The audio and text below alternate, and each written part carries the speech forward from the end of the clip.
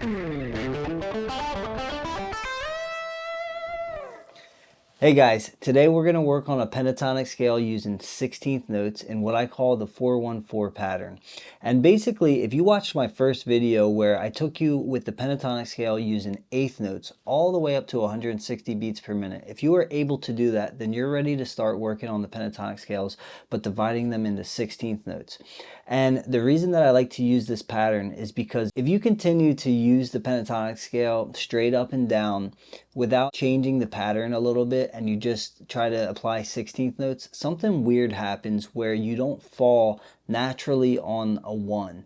And it makes you feel like you're kind of out of time when you're playing against like a metronome or a backing track or something like that. So I'll give you an example. When we go straight up and down using 8th notes, this is what happens. We end up having this 1 and 2 and 3 and 4 and 1 and 2 and 3 and 4 and 1 and 2 and 3 and 4 and 1. We land on a 1 on that beginning note. Now when we turn those into 16th notes and we try to play 4 notes per beat, this weird thing's going to happen where we don't land on a 1 when we get back to the beginning. So check this out. If I go 1E and 2E and 3E and 4E and 1E and 2E and we end up on the of 2. And this feels really weird when you're trying to jam over a backing track or something like that, because you don't feel like you're starting on like a strong beat. So what I like to do is use this 4-1-4 pattern, and it looks like this.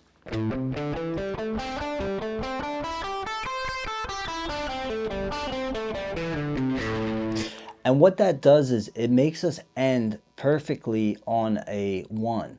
So if I count those out in the way that I just did it, it's gonna count like this: 1E and 2E and 3E and 4E and then in the reverse we got 1E and 2E and 3E and 4E and then we're on the 1. So the way this works is we're going to go up 4 strings from the low E string to the G string like this. Now we're going to go back 1 string to the D string, and we're going to continue the scale 4 strings up, and that'll bring us to the high E string. It'll look like this. So again, from the low E string, we're going up to the G. Then we're going back to the D string, up to the E. And in reverse, we're doing the same thing, except now we're going from the high E string to the D string, up to the G string, down to the low E. All together. Reverse.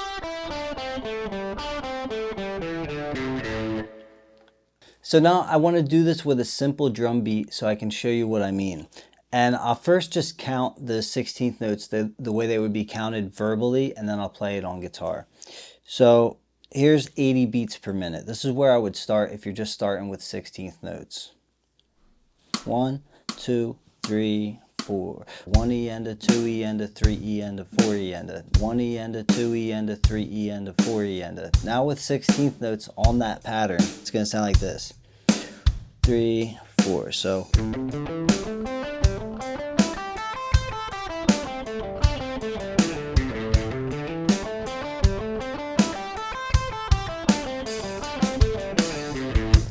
now you see how every time I do that, we fall right on a 1 when we get to the bottom of the pattern. Now this is super convenient because it breaks up this weirdness if you're trying to like just do regular 16th notes without that little 4-1-4 pattern.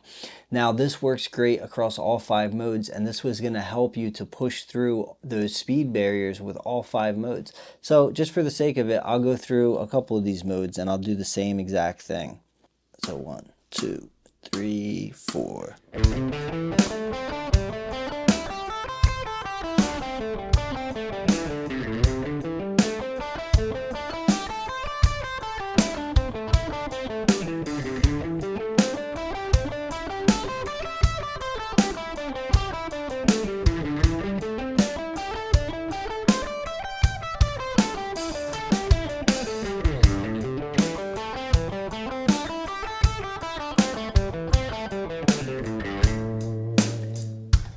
So this is awesome because when I have students start to do this, they start to really get the feel of what the 16th note groove feels like. I'm going to now play this over a backing track. The backing track is at 86 beats per minute. I'm going to do the same patterns I just did, and you're going to hear how this fits over a groove.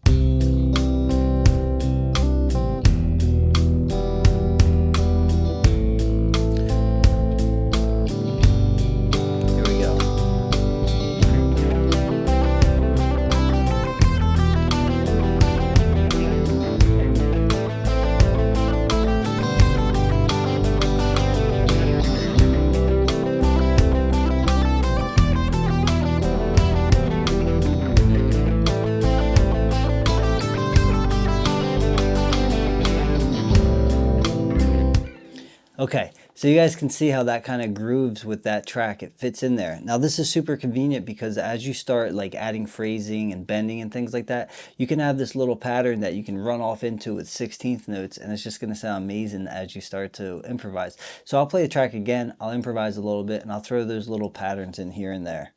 So here we go, we'll start again.